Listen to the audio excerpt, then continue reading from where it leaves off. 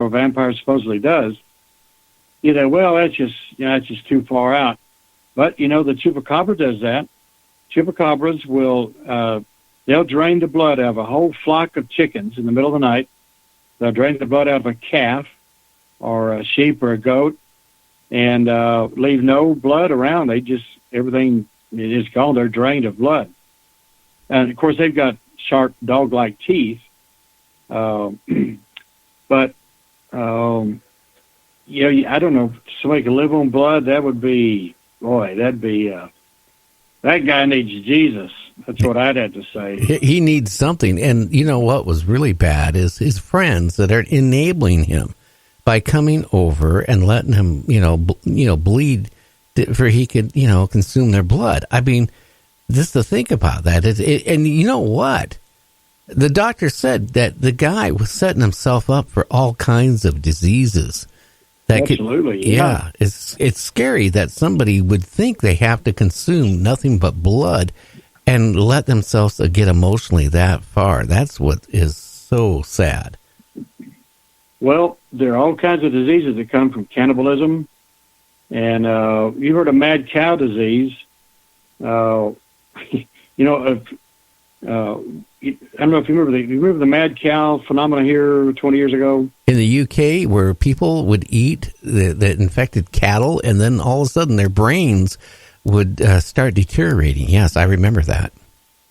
Well, I've seen a video of this poor old cow that she's just going crazy, falling down and couldn't stand up and all sorts of terrible things wrong with her. What they were doing was feeding them, I guess, the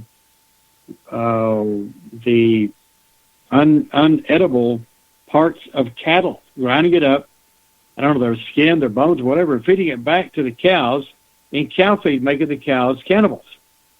Well, what happened was, the cows went crazy, and I suppose that did something to the meat, and then these people would eat it and go crazy too. So, again, I'm not trying to be a religious deal here, but the Bible forbids a lot of things. If people would just, you check that stuff out. Go to a medical doctor, check out all those things that the Bible says don't do. You'll see there's a good reason. And they're bad for your health, they're bad for your brain, and bad for your spirit. But this whole werewolf thing, it's one thing if an animal does it. Skunks are also, they're also bloodsuckers. I didn't know that. Skunks were? I didn't even know that. I think so. I've been told that they'll get hold of a chicken and just get a hold of their neck or whatever and drink the blood out of them, just like the chupacabra does. But that's a skunk, and I don't know. There probably dogs do that. There are probably a lot of animals that do that. But people should not be doing that. We're not supposed to drink blood or other people's blood or cow blood or anything else. I don't care what they do in France. My ancestors over there, they do what they want to, but don't serve me any blood pudding. I'm not going to eat it. No, I just thought about it. Makes me sick. While we only have a few minutes left, I was going to ask you, Joe, have you seen on the news lately that the puppy dog they found is 18,000 years old that is pretty much intact? Yeah. It looks like the things, it looks alive. In fact, There's a photograph of this guy pulling its lower lip down, so apparently it's still flexible. Of course, I don't go over those. I think the thing's probably 3,500 to 4,000 years old, but that they're going to put it in the ice age and whatever they do to give it that age. But, yeah, that is, boy, you can imagine the scientists are in there saying, let's clone that baby. They're going to clone anything they can. I don't care what they say about these labs. Man, there are labs out there doing anything they can think of. And that would be, I'm not even sure what the thing was, if it was a direwolf puppy or a dog puppy. They've got they found a direwolf a direwolf head here a while back, I think in Siberia, probably dug up by a bulldozer, and so the body was there. But, that stuff over there in Siberia, I've got I got some friends that dig in Siberia. They go to the gold mines where they're bulldozing the tundra or washing with hot water or whatever. They get down to the gold-bearing layer, which is where all the mammoths are buried a lot of times. They're on those old stream beds down there. And they're whole elephants. In fact, probably most people know that the Chinese emperors would send these big wagons over to Siberia, load up they dig back and find a frozen mammoth, put it on ice and straw, I believe, these giant wagons, bring it back to China so the emperor could eat fresh mammoth meat. So, one of the shows I did here a while back on Forbidden Paleontology was soft tissue and how could soft tissue really last in a dinosaur bone. Of all sorts of soft tissue they're finding in dinosaur bones, it's not supposed to be there. That stuff doesn't last a few hundred years. In fact, these two lady scientists came in my museum. We're looking at my mount of the burning tree mastodon, which had its intestines still intact, and had they looked at the intestines, and here's all this bacteria still alive, like 38 kinds of living mammal intestinal bacteria, and they know the types it was. When these two lady scientists saw that, they told my friend, they looked at him a long time in the eye, and finally said, "Do you think the Bible could be true?" And my buddy says, "Yeah." So he says, this bacteria, this stuff can't last more than 200 or 300 years. It just won't last that long. So, but they're telling, everybody that, well, that mastodon was 11,000 years old. These lady scientists says, no, that stuff does not last like that. So this little puppy over there, I'm sure they've done DNA and carbon-14 and all that, but sometimes they give them an age based on the rocks and the stuff around them. And like we told a bunch of scientists, look, just date the bones. Don't date the dirt. Date the bones around them. Date the bones there. And we dated a bunch of bones. We'll do a show on that sometime. We did a lot of dinosaurs. They all had C14 in them. And everybody knows they can't possibly be millions of years old if they have C14 in the dinosaur. So, but the fact that the little thing is there had to get frozen. Some of them say flash frozen, which brings up a whole other scenario. How did Alaska and Siberia get frozen so quick in 15 feet of sand and volcanic dirt and ice so quickly that these things, that the meat is still fresh if you get to them in time? How is that possible? When did that happen? It apparently happened in a matter of hours or days, which is a whole other area of investigation. Well, I think we're going that way now. A lot of people, don't realize that. Whitney and Art Bell wrote a book 20-some years ago called The Global Superstorm.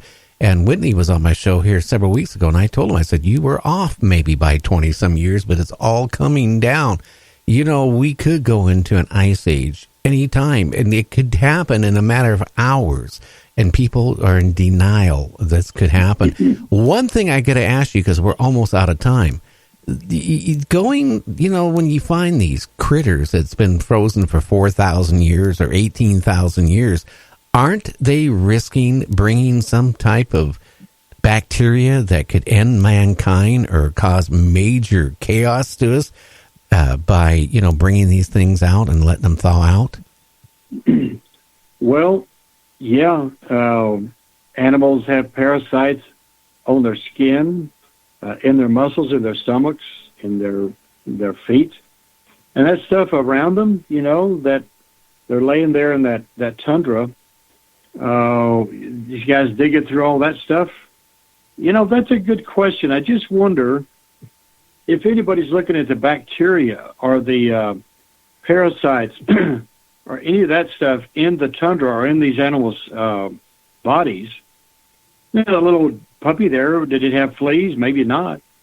But ticks, fleas, they're all over most animals like that. But yeah, I think that's kind of a scary proposition. If the Earth tilted on its axis again, and why did it tilt in the first place? Nobody knows, unless it had something to do with Noah's flood, which most people don't want to believe. But something happened. The whole global warming thing, I really think we're more controlled by what happens on the sun and earthquakes that cause mountains to rise and all that That's what affects the climate. And I'm not even sure the whole climate's changing, really. I know they've got ice caps or glaciers are melting, but, a lot of them they're forming as fast as they melt. So that's not really, an accurate way of looking at it. But it happened overnight. Otherwise, these mammoths could have been flash frozen. But it happened today, Yeah, but then other parts of the world, the dinosaurs and stuff, instead of being flash frozen, they were like cremated. So we had something like a huge solar flare. Earth changes, the Earth going on a slightly moving off its axis a little bit. I mean, it whatever it did, it froze a whole bunch of animals. On the other side of the Earth, it like cremated them. So, I mean, it's really interesting. But I am so concerned right now, the bacteria that when they go out there and do these digs, bring these up, they could bring some type of bacteria that we have no superbug that we would have no defense for, because as you know, all our antibiotics right now, I mean, there's a strain right now of flesh-eating bacteria that we can't stop and with any of our antibiotics. I'm just scared, with Antarctica is thawing out, other parts of the world is freezing, but now the South Pole is starting to go. I don't know if you've been reading that, but there's a big hunk of the South Pole. It's breaking up and it's melting. You have right now Greenland. Again, it's almost going to be pretty soon, ice-free. Something is going on. Is our Earth tilted a little bit again? I think, we have the sun. We have maybe the Earth cycle going on. We also have all the pollution we have dumped in for the years. We got all these things now compounding each other. That's what I think. Well, we've drilled a lot of oil wells. We've emptied the Earth of oceans of oil, which creates cavities, which certainly must collapse occasionally. So I'm not so sure all this fracking and everything, it's great to have the oil, but is that affecting stuff? You got to figure that in. But just think about this. What they do is, especially in Texas, you should know this, they pump out the oil and they got a smart idea. We'll pump water back in. Great for a couple years. And then all of a sudden a farmer goes out on his property, right? And he has a huge sinkhole. Because water and oil, the thickness is not the same. So it is causing problems. Hey, our time is almost gone. I want you to share where they can find your books, where they can find your museum. And we got 4 minutes. Go ahead and do it. Well, my book on giants and my book Fossil Facts and Fantasies are on our website at www.mountblanco.com, MTBlanco.com. Monte Blanco. Mount Blanco. We're in Crosbyton, Texas at 124 West Main Street, right on Highway 82, 114, right in the middle of town. We take up most of the city block there. And we're trying to be open regular hours again, but if anybody wants to come through especially, they just let us know.